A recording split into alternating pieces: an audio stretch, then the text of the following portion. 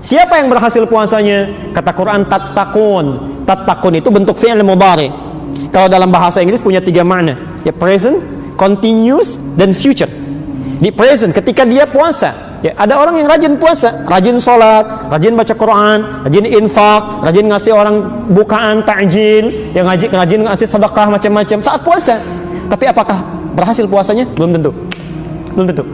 Allah ingin melihat continuous gak? Continue gak? Besoknya bagaimana? Jangan-jangan malam pertama penuh, selanjutnya mulai turun. Kata orang ada kemajuan, sapnya maju. Ya? Arti ada yang tidak sempurna. Baik, tidak sempurna. Termasuk future setelah Ramadan. Jadi kalau Anda ingin mengukur kesempurnaan ibadah puasa, nanti setelah Ramadan, bukan sekarang. Kalau sekarang yang lain juga bisa ikutan. Yang gak pernah ke masjid bisa ke masjid. Yang tidak baca Quran, jarang baca Quran, bisa, Masya Allah, bisa khatam itu. Ya, bisa 1 juz per malam. Nanti setelah Ramadan, kelihatan gak? Makanya tattaqun. Dan Allah bisa menutup ayat ini langsung dengan mengatakan, kama kutiba 'alal ladzina min qablikum tattaqun, bisa begitu.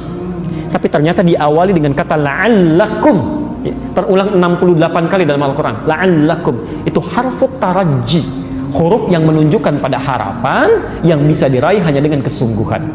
Artinya seakan-akan Allah memberi kesan tidak semua orang puasa bisa takwa, kecuali yang serius, yang sungguh-sungguh. Maka ada tersisa hamparan waktu bagi kita untuk serius, yang meningkatkan ibadah kita di bulan ini.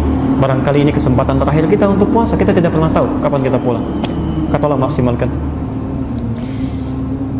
Ini terakhir ya, karena saya harus segera kembali. Kemarin saya tertahan macet 1,5 jam di jalan ya, jadi ada hak juga di sementara taklim lain yang harus kami isikan.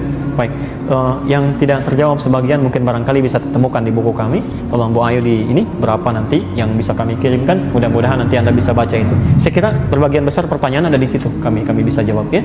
Nanti ada fikih singkat Ramadan, ada tafsir dari Quran surah Al-Baqarah 183 sampai 187-nya. Ya. Baik, ikhlas sekalian, saudara-saudariku, Bapak Ibu sekalian, saya ingin memberikan nasihat.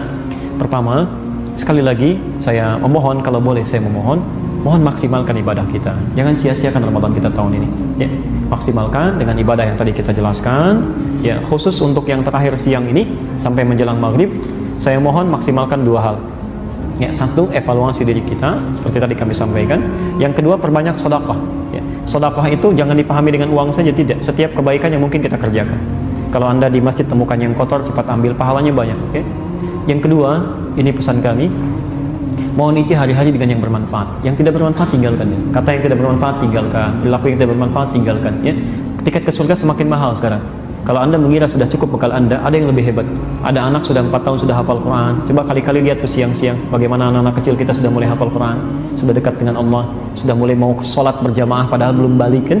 Maka bandingkan dengan kita yang sudah diberikan usia berlipat-lipat dari situ, berapa Quran yang sudah kita amalkan, sudah kita hafalkan, sudah kita bacakan. Terakhir, ini sesuatu yang sangat penting. Tolong rencanakan dulu amalan Anda sebelum dikerjakan. Kalau hari ini nggak punya rencana, besok rencanakan. Ya, misal besok saya mau sholat berjamaah di mana? Berapa ayat Quran yang saya bacakan? Berapa ayat yang saya hafalkan? Mau sedekah berapa? Maka itu akan menjadi hal yang paling utama. Ya. Di hadis yang keempat di kitab Siyam Al-Bukhari, itu Nabi pernah menyampaikan. Ibu pernah tahu tidak? Kalau orang rajin puasa, puasanya benar, masuk surganya lewat pintu apa? Ar-Rayyan. Tapi orang juga harus paham bahwa ada pintu sholat, ada pintu tahajud, ada pintu sedekah.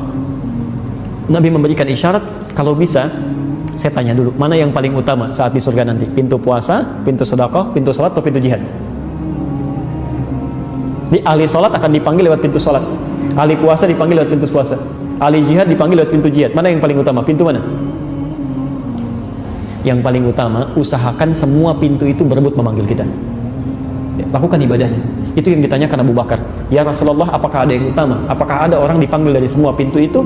Kata Nabi, ya. Dan saya berdoa semoga kamu termasuk dari bagiannya.